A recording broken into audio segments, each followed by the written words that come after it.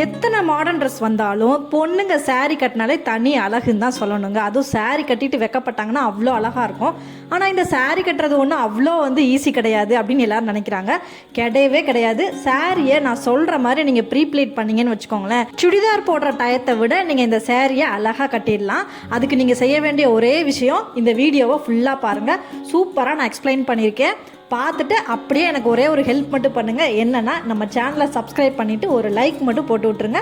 யாரெல்லாம் சாரியே நான் கட்ட மாட்டேன், ரொம்ப டைம் எடுக்கும் அப்படின்னு சொல்கிற உங்கள் ஃப்ரெண்ட்ஸ்லாம் இருந்தாங்கன்னா அவங்களுக்கு மறக்காமல் இந்த வீடியோவை ஷேர் பண்ணுங்கள். இப்போ நம்ம சாரியை எப்படி ப்ரீப்ளீட் பண்ணி பாக்ஸ் ஃபோல்டிங் பண்ணலாம் அப்படின்றத பார்க்கலாம். ஃபஸ்ட்டு நான் இதுக்கு ஒரு சில்வர் கலரில் சாரீ எடுத்திருக்கேன். நெக்ஸ்ட்டு நம்ம எப்பயுமே ஃபஸ்ட்டு அயர்ன் பண்ணுறப்போ எவ்வளோ ஹீட் வைக்கணும்னு நம்மளுக்கு தெரியாது. அதனால் நீங்கள் என்ன பண்ணிக்கணும், சேஃப்டிக்கு இந்த கிளாத் வாங்கிக்கோங்க. நெக்ஸ்ட் 2 கிளிப்பு, சேஃப்டி பின், அதுக்கப்புறம் அயன் பாக்ஸ். கம்பல்சரி நீங்கள் இந்த அயன் பாக்ஸ் தான் வாங்கி யூஸ் பண்ணணும் அப்படின்லாம் கிடையாது.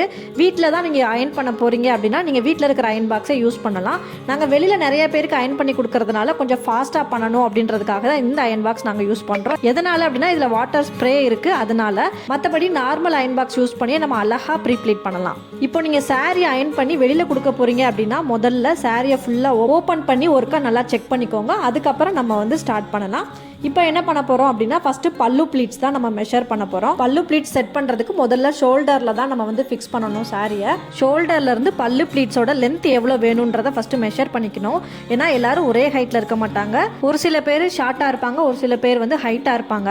ஸோ அவங்களுக்கு ஏற்ற மாதிரி நம்ம பல்லு ப்ளீட்ஸோட லென்த்தை அட்ஜஸ்ட் பண்ணிக்கணும். அதனால முதல்ல எவ்வளோ வேணுன்றதை மெஷர் பண்ணிவிட்டு அந்த இடத்துல நம்ம ஒரு சேஃப்டி பின் போட்டு நம்ம செட் பண்ணிக்கணும்.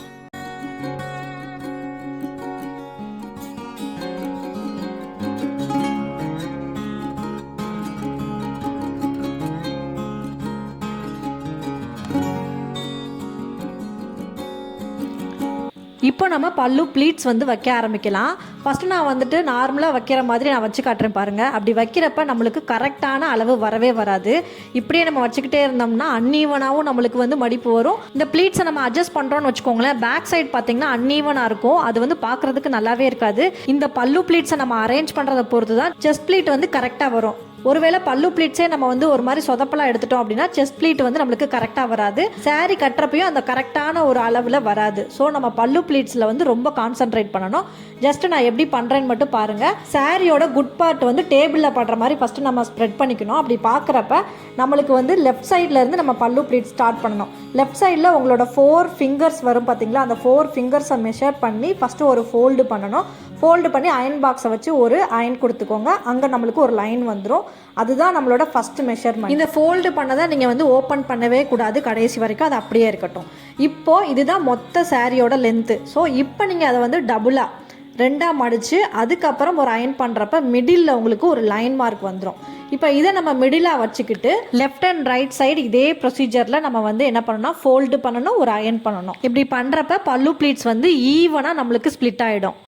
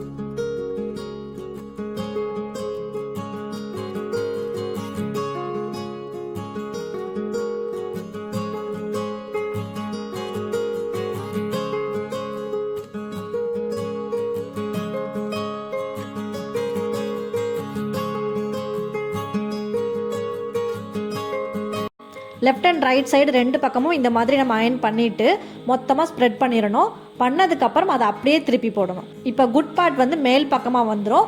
அதுக்கப்புறம் பார்த்தீங்கன்னா நம்ம அயன் கொடுத்த அந்த லைன் எல்லாமே நம்மளுக்கு விசிபிளாக தெரியும். அந்த லைனை நம்ம வந்து ஃபாலோ பண்ணி 1 by 1 அதை அரேஞ்ச் பண்ண ஆரம்பிக்கணும். எல்லா ப்ளீட்ஸையும் நம்ம அரேஞ்ச் பண்ணி முடிச்சதுக்கப்புறமா லெஃப்ட் சைடில் இருக்கிற ஃபர்ஸ்ட் ப்ளீட் இருக்குது பார்த்தீங்களா, அதையும் நம்ம அப்படியே வந்து 2ஆக ஃபோல்ட் பண்ணிடணும். அப்படி ஃபோல்ட் பண்ணி முடிச்சதுக்கப்புறம் நீங்கள் பார்த்தீங்கன்னா ஈவனான அழகான பல்லு ப்ளீட்ஸ் நம்மளுக்கு ரெடி ஆகிடும். அந்த இடத்துல நம்ம என்ன பண்ணணும்னா ஒரு சேஃப்டி பின் போட்டு செக்யூர் பண்ணிடணும்.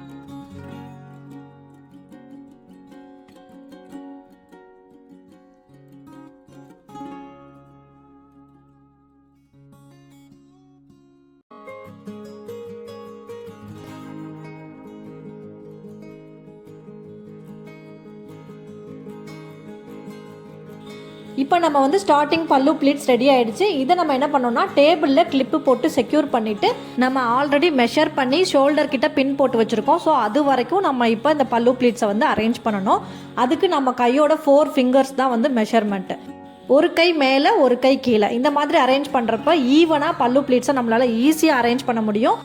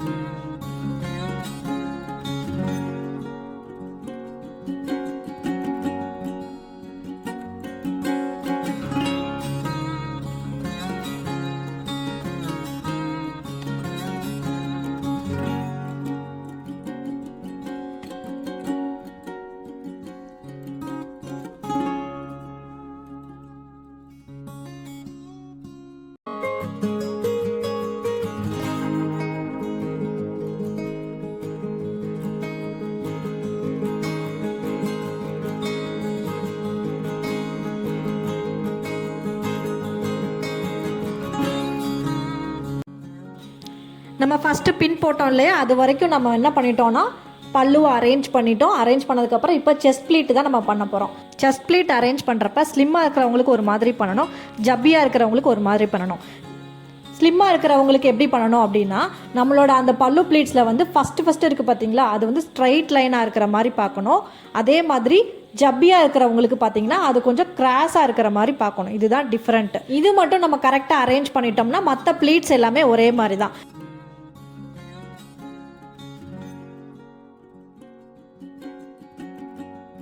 எல்லாத்துக்குமே பார்த்தீங்கன்னா 1/2 இன்ச் வந்து கேப் இருக்கிற மாதிரி இந்த பல்லு ப்ளீட்ஸை வந்து அரேஞ்ச் பண்ணிக்கோங்க.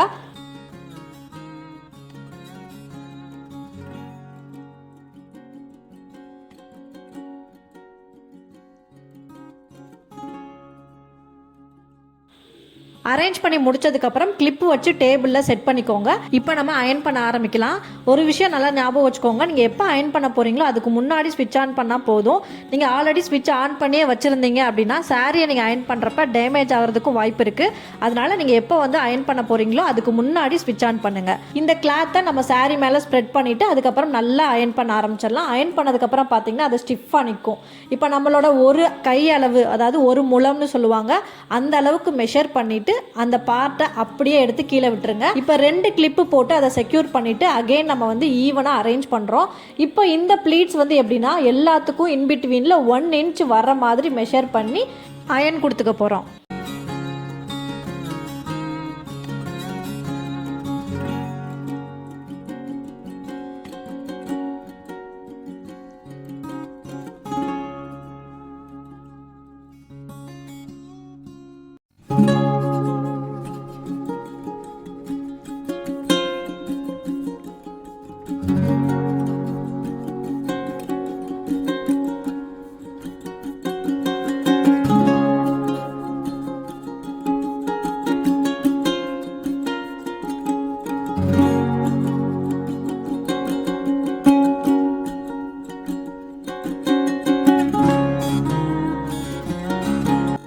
செஸ்ட் ப்ளீட் முடிச்சதுக்கப்புறம் பல்லு ப்ளீட்ஸை வந்து நம்ம அயன் பண்ண போகிறோம். கொஞ்சம் கொஞ்சமாக இதை பண்ணணும், ஏன்னா ஃபுல் லென்த்தில் பண்ண முடியாது. அதனால் டேபிளில் ஃபஸ்ட்டு வந்து பல்லு ப்ளீட்ஸை வச்சு ஒரு கிளிப்பு போட்டு செக்யூர் பண்ணிவிட்டு அதுக்கப்புறம் மெதுவாக நீங்கள் என்ன பண்ணணும்னா அயன் பண்ணி முடிக்கணும் கீழே வரைக்கும்.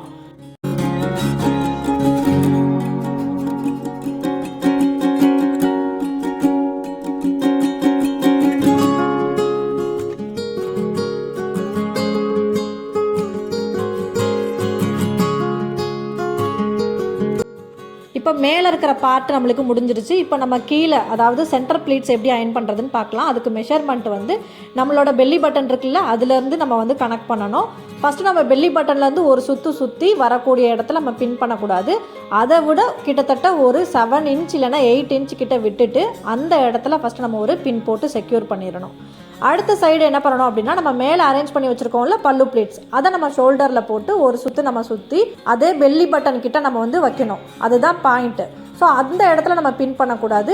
அதுலேருந்து அகெயின் ஒரு 5 to 6 இன்ச் நம்ம வந்து தள்ளி அந்த இடத்துல நம்ம ஒரு பின் போட்டுக்கணும்.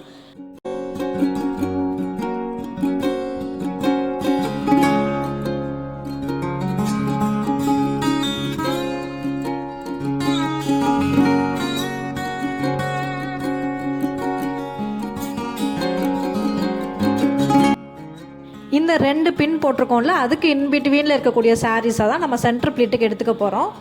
இப்போ சென்டர் ப்ளீட்ஸுக்கு வந்து நம்மளோட 3 or 4 ஃபிங்கர்ஸ் தான் மெஷர்மெண்ட்டு. இந்த ப்ளீட்ஸ் வந்து எல்லாத்துக்கும் காமன் தான், இதுக்கு வந்து எந்த மெஷர்மெண்ட்டும் கிடையாது. நம்ம என்ன பண்ணணும்னா, ப்ளீட்ஸ் எடுத்து முடிச்சதுக்கப்புறமும் பார்த்தீங்கன்னா அந்த 2 பின் இருக்குது பார்த்தீங்களா, அது 2 ஒரே இடத்துல வர மாதிரி பார்த்துக்கணும், அவ்வளோதான். அதுக்கப்புறம் 1 by 1 அதை அரேஞ்ச் பண்ணுங்கள். அரேஞ்ச் பண்ணி முடிச்சதுக்கப்புறமா டேபிள் மேலே வச்சு ஃபஸ்ட்டு அதை 1/2 inch கேப் இருக்கிற மாதிரி ஒவ்வொரு ப்ளீட்ஸையும் நம்ம அரேஞ்ச் பண்ணிவிட்டு ஒரு பின் போட்டுறணும். பின் போட்டதுக்கப்புறம் அதை வந்து கிளிப்பு போட்டு டேபிளில் செக்யூர் பண்ணிடுங்க.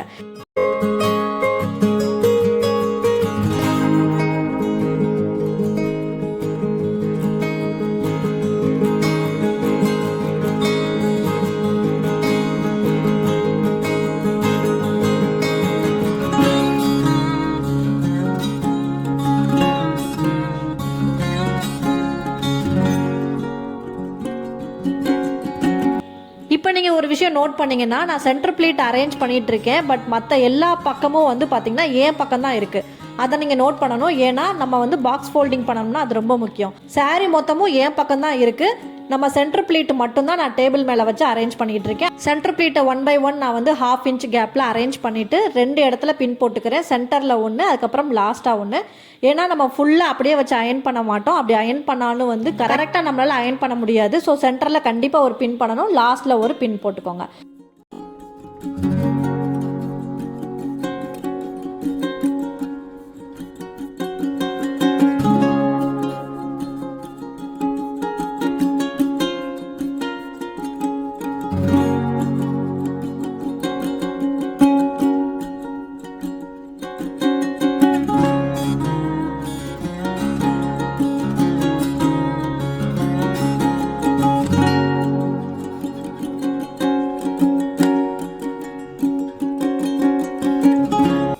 பின் போட்டு நல்லா செக்யூர் பண்ணதுக்கப்புறமா நம்ம மேலே கீழே 2ஆக ஸ்ப்ளிட் பண்ணிக்கணும். மேலே இருக்கிறத ஃபஸ்ட்டு அயன் பண்ணி முடிச்சதுக்கப்புறமா கீழே இருக்கிற பார்ட்டையும் நம்ம அயன் பண்ணி முடிச்சுட்டு நெக்ஸ்ட்டு ஃபுல்லாக ஒரு அயன் கொடுத்துட்டோம் அப்படின்னா நம்மளுக்கு அழகான சென்டர் ப்ளீட் வந்து ரெடி ஆகிடும்.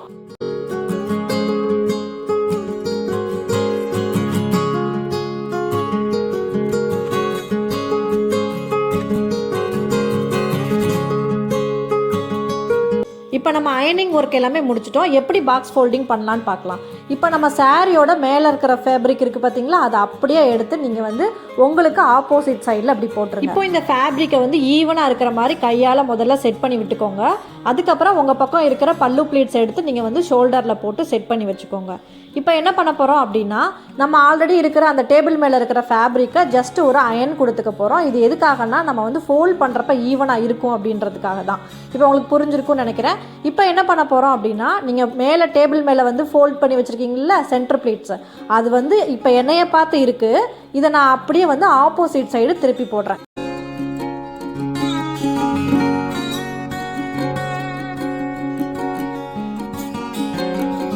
உங்களுக்கு புரிஞ்சிருக்கும்னு நினைக்கிறேன். அகைன் வேணாலும் சொல்கிறேன், ஏன்னா இதுதான் முக்கியமான பார்ட்டு. என் பக்கம் திரும்பி இருந்த அந்த ப்ளீட் சைடெலாம் அப்படியே ஆப்போசிட் சைடில் உங்களை பார்த்து நான் திருப்பி போட்டிருக்கேன். அவ்வளோதான். இதுக்கப்புறம் கீழே இருந்து அந்த ஃபேப்ரிக்கை அகைன் நான் வந்து என்ன பண்ண போகிறேன்னா எடுத்து நம்மளோட சென்டர் ப்ளீட்ஸ் இருக்குது பார்த்தீங்களா, அந்த மெஷர்மெண்ட்டுக்கு ஏற்ற மாதிரி ஃபுல்லாக நான் வந்து ஃபோல்ட் பண்ண போகிறேன். நீங்கள் எவ்வளோ ஸ்மால் சைஸாக மடிக்கிறீங்களோ அதுக்கேற்ற மாதிரி வந்து உங்களுக்கு ஃபோல்டிங் வந்து அழகாக வரும்.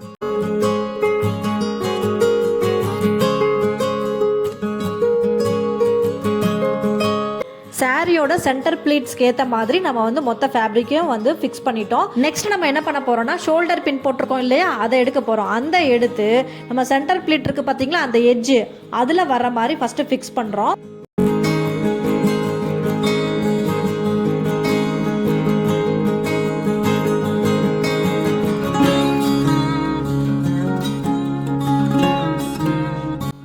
சென்டர் பின் ஃபிக்ஸ் பண்ணதுக்கப்புறமா செஸ்ட் ப்ளீட்டை வந்து ஒன்ஸ் நம்ம என்ன பண்ண போகிறோம்னா அரேஞ்ச் பண்ண போகிறோம். அதுக்கப்புறம் பார்த்தீங்கன்னா இதை வந்து சென்டரில் வைக்கக்கூடாது, லெஃப்ட் ஆர் ரைட் சைடு வந்து ஓரமாக தான் வைக்கணும். அதாவது ஒரு பக்கம் சாரீ லென்த்தோட 3/4 இருக்கிற மாதிரி, இன்னொரு பக்கம் 1/4 இருக்கிற மாதிரி வச்சுக்கணும். அதுக்கப்புறம் பார்த்தீங்கன்னா நம்மளோட ஒரு முழம் கை நான் ஆல்ரெடி சொல்லியிருக்கேன்ல, அந்த மெஷர்மெண்ட் அளவுக்கு அதை எடுத்து அப்படியே வந்து நீங்கள் கீழே விட்டுருங்க. விட்டுட்டு நம்ம வந்து ஒரு கிளிப்பு போட்டு செக்யூர் பண்ணிடலாம். செக்யூர் பண்ணிவிட்டு அகெயின் வந்து ப்ளீட்ஸை ஃபுல்லாக நீங்கள் அரேஞ்ச் பண்ணிக்கோங்க.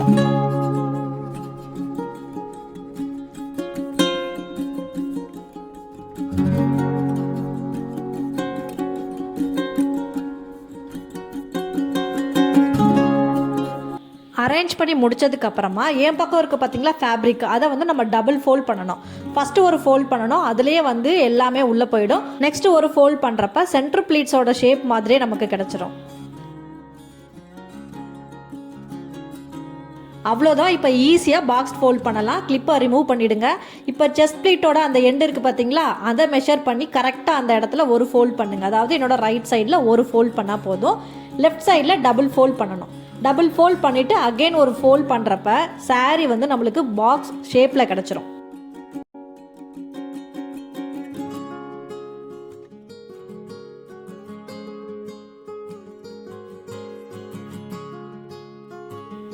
எனக்கு ஆப்போசிட் சைடில் நம்ம விட்டுருக்கோம் பார்த்தீங்களா அந்த செஸ்ட் ப்ளீட், அதை என்னோட 2 ஃபிங்கரை வச்சு செக்யூர் பண்ணிவிட்டு அப்படியே நான் திருப்பினேன்னு வச்சுக்கோங்களேன், அந்த செஸ்ட் ப்ளீட் அழகாக அலைன் ஆகிடும்.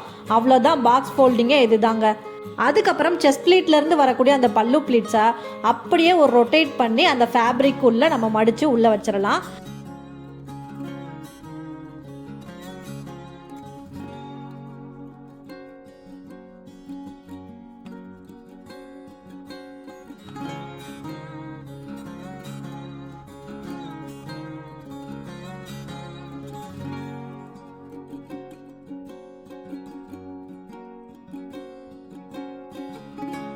அவ்வளோதாங்க, நம்ம சாரியோட பாக்ஸ் ஃபோல்டிங் ரெடி ஆகிடுச்சு. எப்படி இருக்குது அப்படின்றத நீங்கள் தான் சொல்லணும். இந்த மாதிரி நம்ம பல்லு ப்ளீட்ஸை வந்து நம்ம உள்ள ஃபேப்ரிக் உள்ளே வச்சு தான் கட்டணும் அப்படின்னு இல்லை, அதை அப்படியே வெளியில் எடுத்துகிட்டு ஒரு ரொட்டேட் பண்ணி நம்ம வச்சுக்கலாம். அது நம்மளோட இஷ்டம், உங்களுக்கு எப்படி பிடிச்சிருக்கோ அந்த மாதிரி பண்ணலாம். இந்த மாதிரி சாரியை நீங்கள் ப்ரீ ப்ளீட் பண்ணி பாக்ஸ் ஃபோல்டிங் பண்ணி வச்சுட்டிங்கன்னா நம்ம கபோர்ட்லேயும் நிறைய ஸ்பேஸ் இருக்கும். அதே மாதிரி எங்கே போனாலும் நம்ம ஈஸியாக டக்குன்னு சட்டுன்னு வந்து சாரியை கட்டிட்டு போயிடலாம். மறக்காமல் நம்ம சேனலை சப்ஸ்கிரைப் பண்ணி சப்போர்ட் பண்ணுங்கள். தேங்க்ஸ் ஃபார் வாட்சிங்.